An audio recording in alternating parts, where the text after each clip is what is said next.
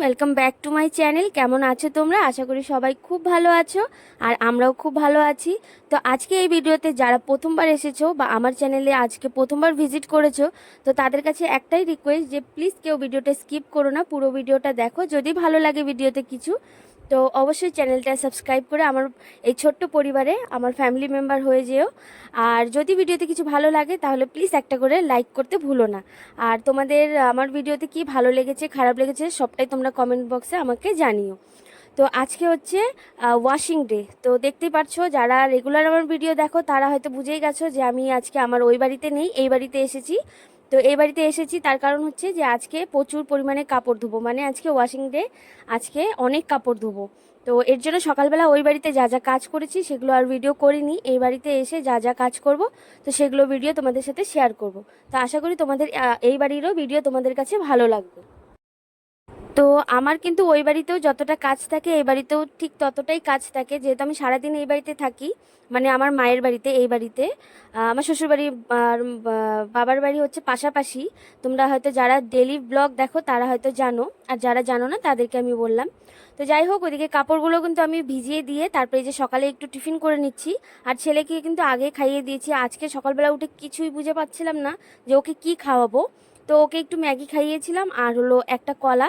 তো তারপরে হচ্ছে আমি কাপড়গুলো ভিজিয়ে রেখে তারপরে যে আমিও এখন একটু খেয়ে নিচ্ছি। আর আমার দিদি চা খাচ্ছে, আমার এই যে বড় ভাগ্নি, মানে আমার বড় দিদির বড় মেয়ে। তো জন্মাষ্টমীতে এসেছিল, তো জামাই চলে গেছিলো পরের দিনই। আর ও দুদিন থাকবে করেই ছিল। তো আজকে কিন্তু ও চলে গেছে, মানে আজকে শুক্রবার, আমি তো ভিডিওটা শনিবারে আপলোড করব। তো আজকে কিন্তু ও বিকেলের দিকে চলে গেছে সারাদিন থেকে। তো যাই হোক, দেখো এই যে আমি খেয়ে নিচ্ছিলাম হচ্ছে একটুখানি ডাল আর মুড়ি। আর আমার ছেলে হলো আম, তরমুজ খাবে, তো কেটে দিল, দেওয়া হলো, ও কিন্তু খেলো না, তো তা আমরাই খেয়ে নিলাম। তো এখানে সবাই মিলে বসে আমরা হচ্ছে সকালের টিফিনটা করলাম। তো তারপরে এই যে সংসারের কাজ শুরু করে দিলাম, মানে নিজের বাড়িতে যতটা কাজ থাকে বাবার বাড়িতে এসেও কিন্তু ততটাই কাজ থাকে। তার কারণ হচ্ছে যেহেতু আমার আর আমার দিদির ছেলে একদমই ছোট, ওরা খুবই ঘর নোংরা করে, এলোমেলো করে রাখে। আর তার জন্য কিন্তু আমাদেরকেই করতে হবে। তো এর জন্য আমাদের সারা দিন, মানে ঘর গোছাতে, ঘর পরিষ্কার করতে আমাদের দিনটা চলে যায়, এই বাড়িতেও ওই বাড়িতেও। তো আজকে এই কাপড় ধুবো করে সকাল সকাল ওই বাড়িতে কাজ সেরে তারপর এই বাড়িতে চলে এসেছি। তো এই যে দেখো এখন কিন্তু ঘরে সম্পূর্ণ কাজ শুরু করে দিয়েছি। আর এই যে ঘরের এই অবস্থা করে রেখেছে আমার ছেলে আর আমার দিদির ছেলে, তো এই অবস্থা করে রাখে সারাটা দিন। কতবার যে গোছাতে লাগে, কতবার পরিষ্কার করতে লাগে তার কোনো ঠিক নেই। তো সকালবেলায় কিন্তু ঘরগুলো মোছা হয়ে গেছে। তো তার জন্য আর ঘরটা মুছবো না, ঘরটা একটু ভালো করে গুছিয়ে নিলাম। কাপড় চোপড় যা আছে সেগুলো গুছিয়ে নিলাম, নিয়ে তারপরে এখন ঘরটা ঝাড় দিয়ে। তো আজকে কিন্তু রোদও খুবই কড়া রোদ উঠেছে আর এত পরিমাণে গরম। তো মাদের এই ঘরগুলোতে আগে হচ্ছে মাটির যে টিনগুলো, মানে অ্যাডভেস্টার না কি বলে সঠিক আমি জানি না, তো সেই টিনের ছিল। তো টিনগুলো ভেঙে গেছিলো বলে জল পড়তো। তো তার জন্য মা কিন্তু কর্কেট টিন লাগিয়েছে। আর কর্কেট টিন লাগানোর পরে এত পরিমাণে গরম যে কি বলবো, থাকাই যায় না। তো এর জন্য কিন্তু আমি বেশ কয়েকদিন থেকে বাড়িতেই ছিলাম, মানে যেদিনকা বেশি একটু গরম হয় ওই দিনকার আমি বাড়িতেই থাকি, এই বাড়িতে আসি না। কারণ হচ্ছে ছেলেকে দুপুরবেলা ঘুম পাড়াতে লাগে, তো তার জন্য আর আসি না। আর আসলে পরেও দুপুরবেলা চলে যাই। তো যাই হোক, ঘর গুছিয়ে সুন্দর করে ঝাড় দিয়ে ঘর পরিষ্কার করে রাখলাম, সেটা ওই 5 থেকে 10 মিনিটের জন্য। কারণ যেহেতু আমার ছেলে আছে, ও হলো কোনোভাবেই ঘর পরিষ্কার রাখতে দেবে না, সেটা হলো ওর একটা কাজ। তো কিছুক্ষণ পরে কিন্তু সেগুলো আবার উলট পালট করে রাখবে।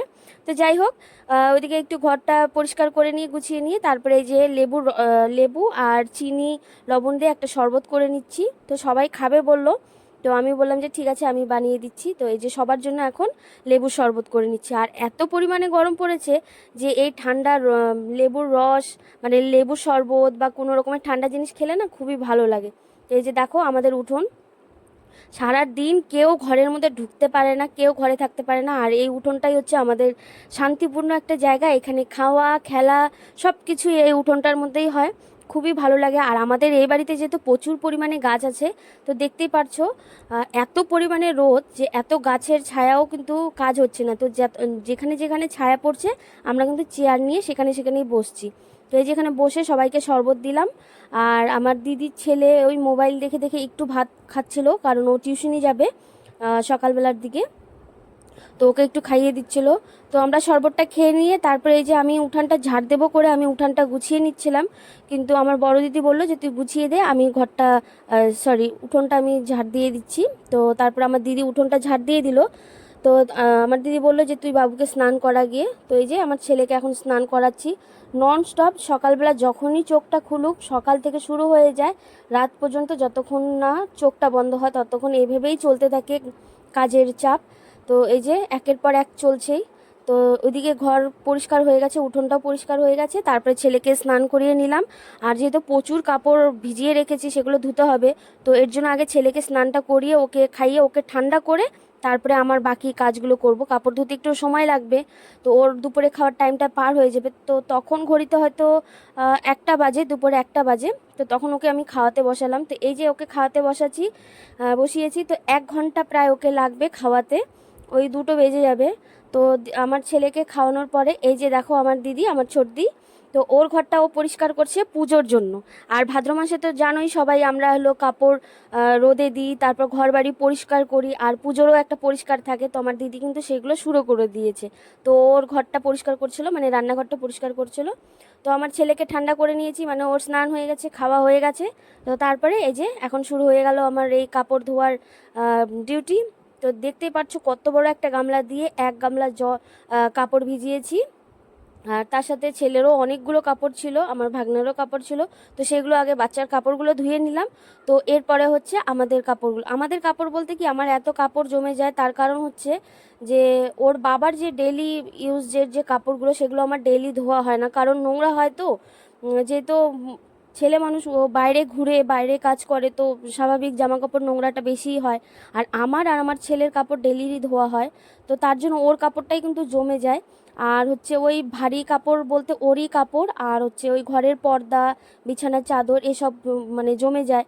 তো সপ্তাহ মানে একটা সপ্তাহ পার করে তারপরে আমি ধুই, মানে পুরো সপ্তাহটা জমিয়ে তারপরে একদিন করে ধুই। তো এবার দেখলাম অনেক কাপড় জমে গেছে, আর ওই বাড়িতে আমার ধোয়ার কোনো অপশানই নেই। তার কারণ হচ্ছে যে আমার বাথরুমটা একদমই ছোট, আর তার থেকেও হলো বড় কথা যে আমার ওই বাড়িতে কাপড় শুকোতে দেওয়ার একদমই জায়গা নেই। ঠিক আছে, কারণ আমার বড় যাও আছে, ছোট যাও আছে, তাদেরও কাপড় আছে, আর আমাদের ওই বাড়িতে একদমই উঠোন নেই। তো কাপড় শুকানো খুবই কষ্ট। তো এইসব কাপড় না ওই 2 দিন, মানে এত কড়া রোদের মধ্যে দিলে পারো তাও 2 দিন লেগেই যায় এগুলো কাপড় শুকাতে। তো ওই বাড়িতে যদি আমি ধুয়ে দিই তো 3-4 দিনও এই কাপড় শুকাবে না। তো আজকে কিন্তু আমি সবগুলো কাপড় ধুইনি, অর্ধেকটা কাপড় ধুয়েছি আর অর্ধেকটা রেখে দিয়েছি। তো এই যে দেখো একটা বিছানার চাদর ছিল আর বরের কিছু। তো চলো আজকের মতন ভিডিওটা এখানেই শেষ করলাম। কেমন লাগলো অবশ্যই কমেন্ট বক্সে জানিও। তো সবাই ভালো থেকো, সুস্থ থেকো, দেখা হচ্ছে নেক্সট ভিডিওতে।